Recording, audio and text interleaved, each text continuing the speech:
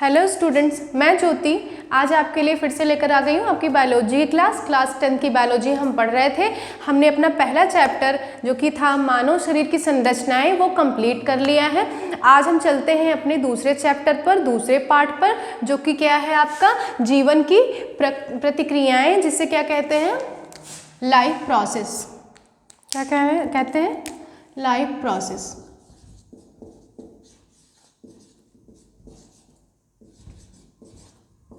Life process हो गया, ठीक है। तो इसमें क्या हम सबसे पहले पढ़ेंगे, पहले हम पोषण के बारे में पढ़ेंगे। क्या पढ़ेंगे? पोषण के बारे में। तो पोषण क्या होता है कि आपके शरीर में बहुत सारी क्रियाएं होती हैं, जैसे कि आपने देखा कि श्वसन होता है, पाचन होता है, यानी कि बहुत सारी क्रियाएं होती है। जैसे कि आपको पता है हमारा शरीर एक जीवित मशीन है, जीवित मशीन की तरह कार्य करता है। तो वो सारी प्रतिक्रियाएं करने के लिए आपको ऊर्जा की भी आवश्यकता होती है। तो ऊर्जा हमें कहाँ से मिलेगी? भोजन से मिलेगी। कहाँ से मिलेगी? भोजन से मिलेगी। तो वो भोजन जो है वो कैसा होना चाहिए? वो पोषण युक्त होना चाहिए। तो वही क्या हुआ, हमारा पोषण हो गया। तो आइए हम लिखते हैं इसकी परिभाषा, किसकी? पोषण की।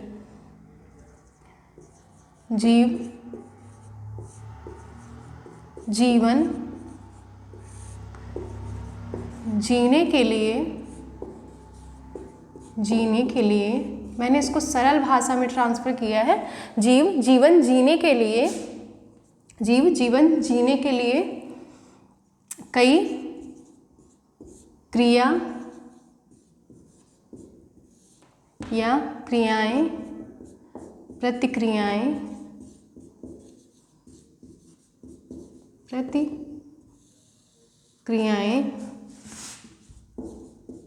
करते हैं, जिसके लिए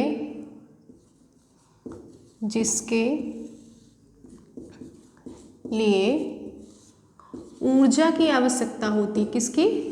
ऊर्जा की नीड होती है, यानी कि आवश्यकता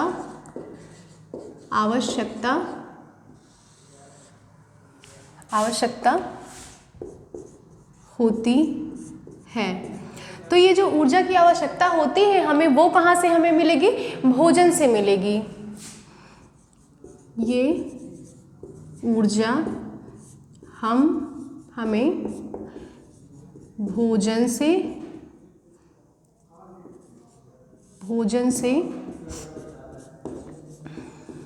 प्राप्त होती है। यही पोषण कहलाता है। यही पोषण कहलाता है। तो आप देख सकते हैं यहाँ पर मैंने कुछ परिभाषा लिखी हुई है। जीवन जीने के लिए कई क्रिया और प्रतिक्रियाएं करते हैं, जिसके लिए ऊर्जा की आवश्यकता होती है। तो ये ऊर्जा हमें कहाँ से मिलती है? भोजन से प्राप्त होती है। और यही क्या कहलाता है? आपका पोषण कहलाता है। क्या कहलाता है? पोषण कहलाता है। अब जो पोषण होता है वो कितने प्रकार का होता है? आपका 2 प्रकार का होता है।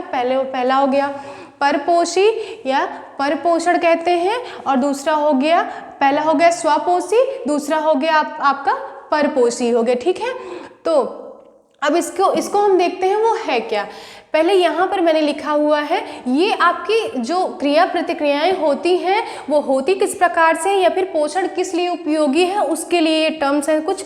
जैसे कि जीव भोजन के लिए क्या करते हैं? पहले गति करते हैं। क्या करते हैं? गति करते हैं। उसके बाद भोजन को अवशोषित योग्य बनाते हैं। फिर उसके बाद पाचन होता है और अवशोषण होता है। फिर उसके बाद रुधिर में कोशिकाओं द्वारा उनका अवशोषण होता है। किसका?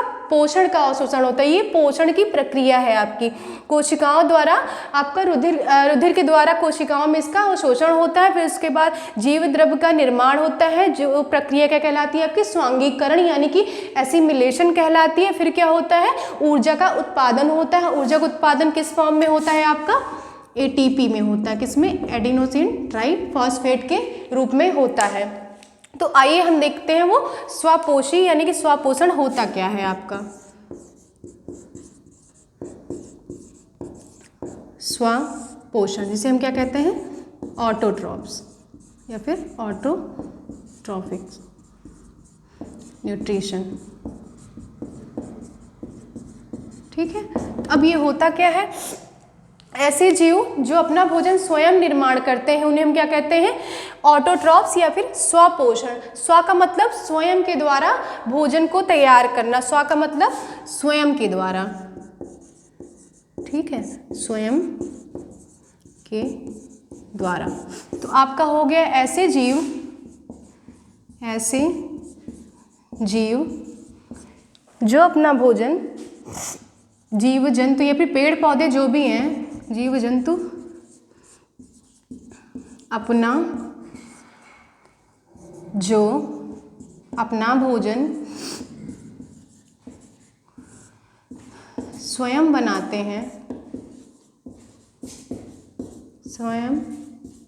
हैं, वो क्या कहलाते हैं, आपके स्वपोषी जीव कहलाते हैं। क्या कहलाते हैं, स्वपोषी जीव कहलाते हैं। तो अब इसमें कौन आता है, आपका पादप आता है। इसका एग्जाम्पल क्या हो जाएगा, आपका पादप हो जाएगा, ठीक है।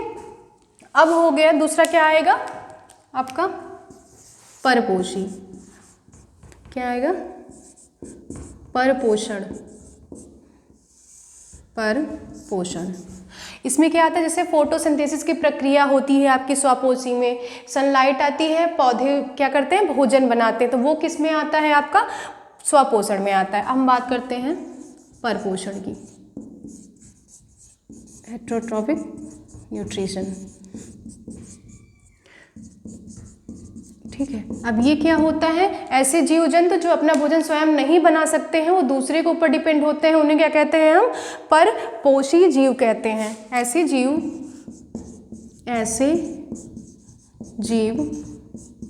जो पोषण के लिए दूसरे जीवों पर डिपेंड होते हैं, दूसरे जीवों पर आश्रित होते हैं,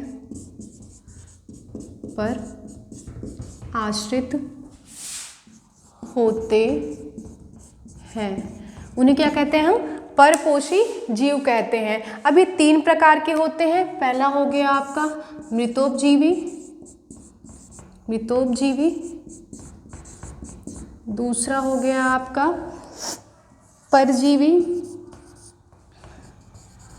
परजीवी, तीसरा हो गया आपका प्राणी संभोजी। क्या होता है, प्राणी संभोजी।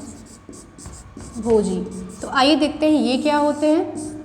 ऐसे जीव जो डेड एंड डिकेइंग यानी कि मरे हुए चीज़ों पर डिपेंड होते हैं, आश्रित होते हैं भोजन के लिए, उन्हें हम क्या कहते हैं, मृतोपजीवी, यानी कि सड़ी गली चीज़ों पर जो अपना भोजन जिससे ग्रहण करते हैं, उन्हें क्या कहते हैं, मृतोपजीवी। जैसे कि आपका हो गया कवक, क्या होता है ये मृतोपजीवी होता है। कवक क्या होता है आपका, ये मृतोपजीवी में आता है। परजीवी ऐसे जीव होते हैं जो दूसरे जंतुओं पर डिपेंड होते हैं अपने भोजन के लिए, यानी कि दूसरे जीवों से अपना भोजन ग्रहण करते हैं, उन पर रहकर, उन पर बसेरा करके, उन्हें हम क्या कहते हैं, परजीवी। जैसे कि आपका सबसे इसका फेवरेट एग्जाम्पल रहा है परजीवी का, वो है अमरबेल।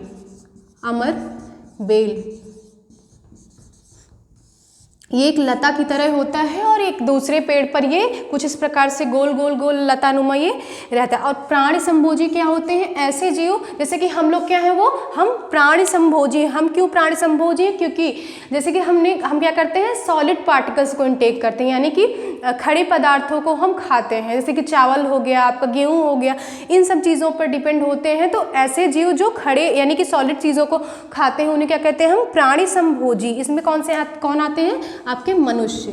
कौन आता है आपका, मनुष्य।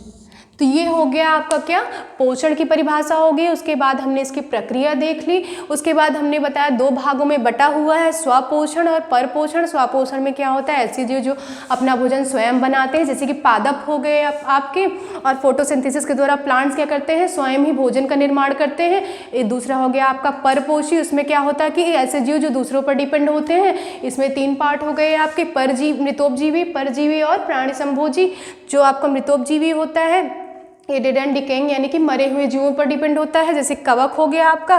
परजीवी क्या होता है, ये परजीवी दूसरों पर आश्रित होता है, और जैसे इसका एग्जांपल क्या हो गया, अमर बेल हो गया। प्राणी संभोजी क्या होता है, जो सॉलिड पार्टिकल्स को इनटेक करते हैं, खाते हैं, जैसे कि हम हो गए मनुष्य। आइए देखते हैं हम कुछ पोषक पदार्थों के बारे में। पोषण के बारे में हमने पढ़ लिया, अब पोषक पदार्थों के बारे में पढ़ते हैं, जो कि कितने प्रकार के होते हैं, कार्बनिक और अकार्बनिक पदार्थ प्रकार के होते हैं। तो पहला हम देखेंगे क्या, कार्बनिक पोषक तत्व क्या क्या हैं आपके शरीर में। तो आइए देखते हैं कार्बनिक पदार्थों के अंतर्गत क्या क्या आता है आपका। कार्बोहाइड्रेट क्या आता है,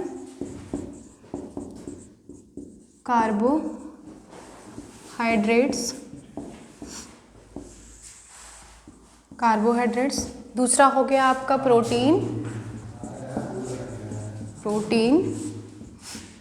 फैट्स यानी कि वसा जो होती है आपकी, क्या होती है, फैट यानी कि वसा। और क्या हो गया, वाइटामिन्स। क्या हो गया, वाइटामिन्स यानी कि ये चारों चीज़ें किसके अंतर्गत आती हैं, आपके कार्बनिक पदार्थ के अंतर्गत आती हैं। किसके अंतर्गत, कार्बनिक पदार्थ के अंतर्गत आती हैं। अब आइए एक एक करके हम देखते हैं कि हैं क्या ये चीज़ें। तो आपका पहला पॉइंट है क्या, कार्बनिक पदार्थ का क्या, कार्बोहाइड्रेट्स।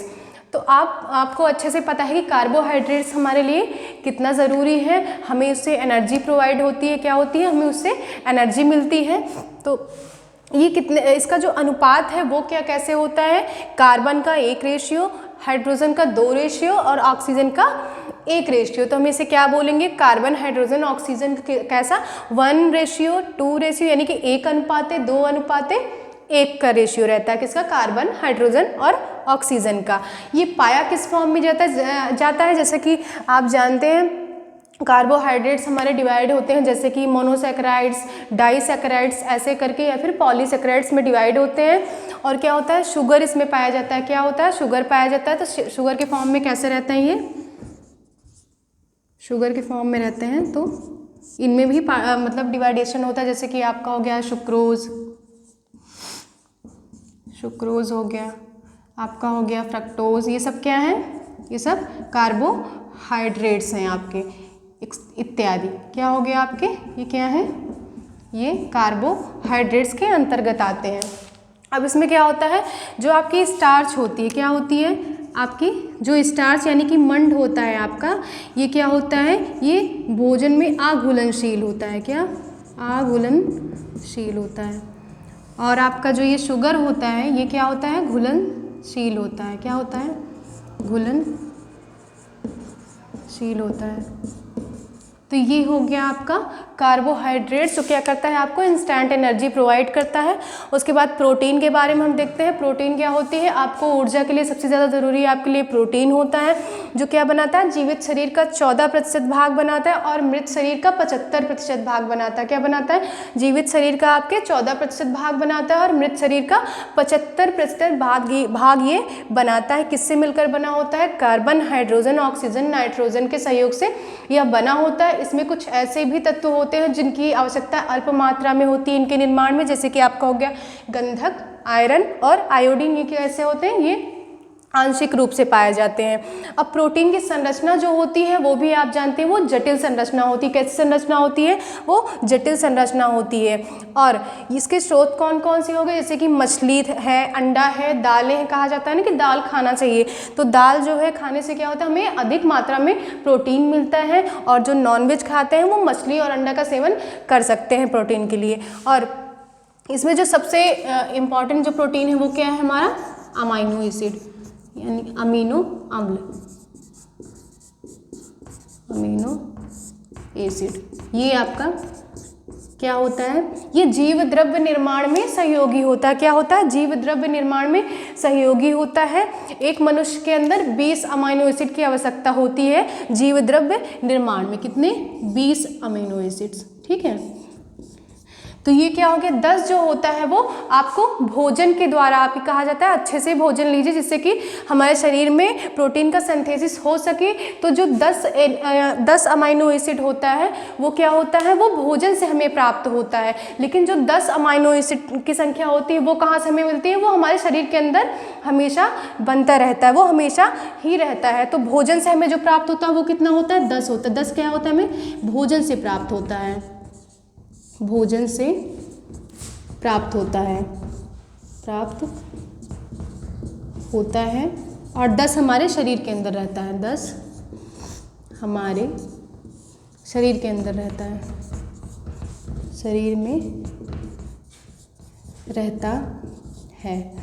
और 10 क्या होते हैं? 10 हमारे लिए एसेंशियल होते हैं, यानी कि ज़्यादा आवश्यक होते हैं, और 10 क्या होते हैं? वो नॉन एसेंशियल होते हैं। तो ये आपकी हो गई थोड़ी सी जानकारी कार्बोहाइड्रेट्स और प्रोटीन के बारे में। आगे हम देखते हैं फैट यानी कि वसा के बारे में। आइए देखते हैं जो तीसरा आपका कार्बनिक पदार्थ है वो क्या है। एक हो गया कार्बोहाइड्रेट, प्रोटीन्स, वसा और विटामिन। तीसरा हम देखते हैं, क्या देखते हैं? वसा, जिसे हम फैट्स और लिपिड्स के फॉर्म में भी जानते हैं, यानी कि इसको फैट कहते हैं और ये लिपिड के फॉर्म में भी पाया जाता है। ये क्या है? यह आपका एक कार्बनिक यौगिक है जो किससे बना होता है? कार्बन, हाइड्रोजन और ऑक्सीजन के यौगिक से बना होता है। उसके बाद कार्बोहाइड्रेट्स की अपेक्षा इसमें ऑक्सीजन की मात्रा क्या होती है? कम होती है। किसकी अपेक्षा? आपका जो ये कार्बोहाइड्रेट्स है इसमें ज़्यादा ऑक्सीजन की मात्रा पाई जाती है। किसके कंपैरिजन में? आपके वसा के कंपैरिजन में। उसके बाद जो आवश्यकता से अधिक फैट होता है, वसा होता है, वो इसी रूप में यानी कि लिपिड्स के फॉर्म में किसमें जाके जमा हो जाता है? आपका संचित हो जाता है। जो आपका एडिपोज टिश्यू होता है यानी कि एडिपोज ऊतक होता है, उसी में जाकर आपका संचित हो जाता है, यानी कि स्टोर हो जाता है।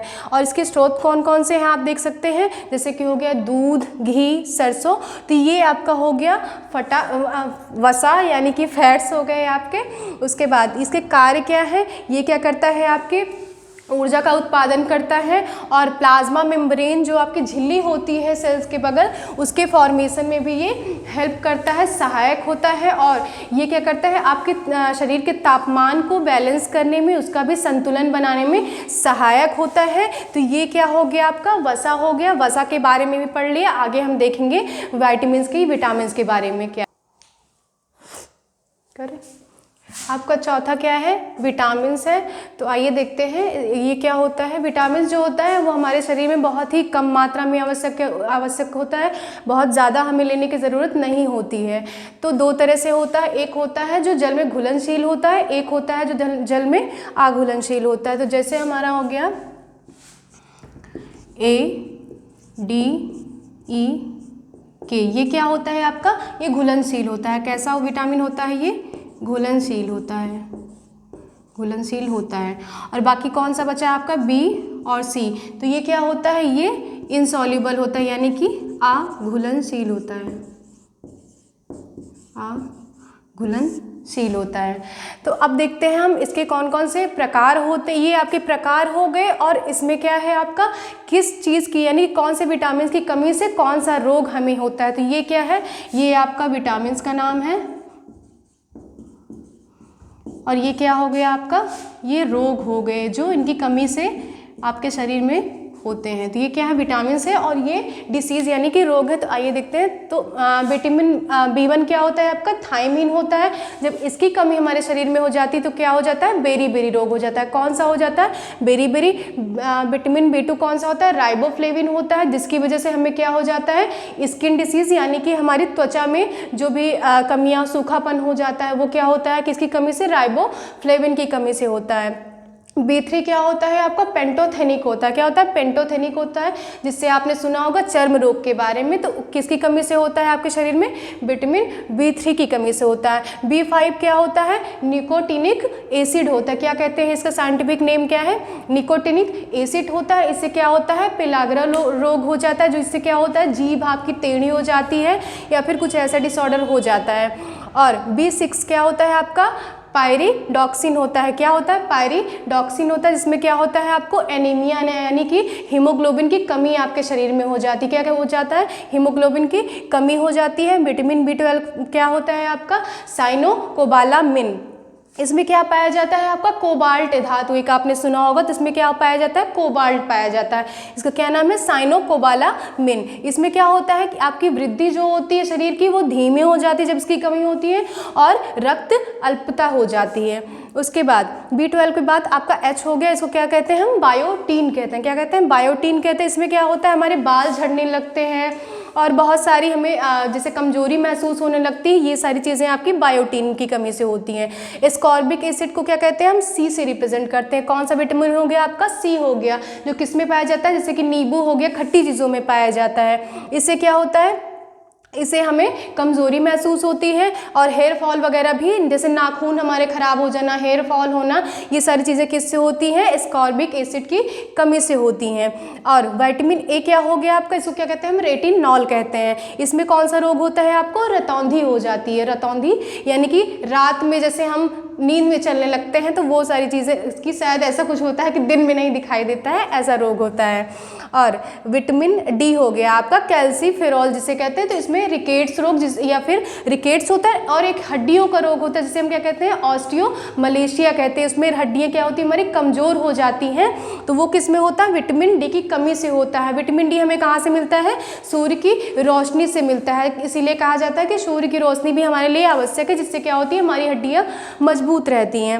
विटामिन ई जो होता है आपका टोकोफेरॉल होता है। क्या होता है? टोकोफेरॉल होता है। इसमें क्या होता है? पेशियां कमजोर हो जाती हैं हमारी, क्या होती है? पेशियां जो होती है हमारी में कमजोर हो जाती हैं। और विटामिन के अंतिम वाला है हमारा, इसको कहते हैं हम नेफ्थोक्विनोन कहते हैं। नेफ्थोक्विनोन कहते हैं। इसमें क्या होता है? हेमोरेज यानी कि नसें फट जाती हैं हमारी ब्लड की जो होती हैं। तो ये सारे आपके हो गए क्या? विटामिन हो गए, जो 12 प्रकार से विभाजित किए गए हैं, सबके नाम हो गए और सबके रोग हो गए। तो आज हमने क्या कंप्लीट कर लिया? पोषक पदार्थों में कार्बनिक पदार्थ जो आपके थे, कार्बोहाइड्रेट्स, विटामिन, फैट्स और लिपिड्स, ये सारे हमने कंप्लीट कर लिए। अब नेक्स्ट वीडियो में हम दूसरे दिन देखेंगे अकार्बनिक पदार्थ क्या होते हैं।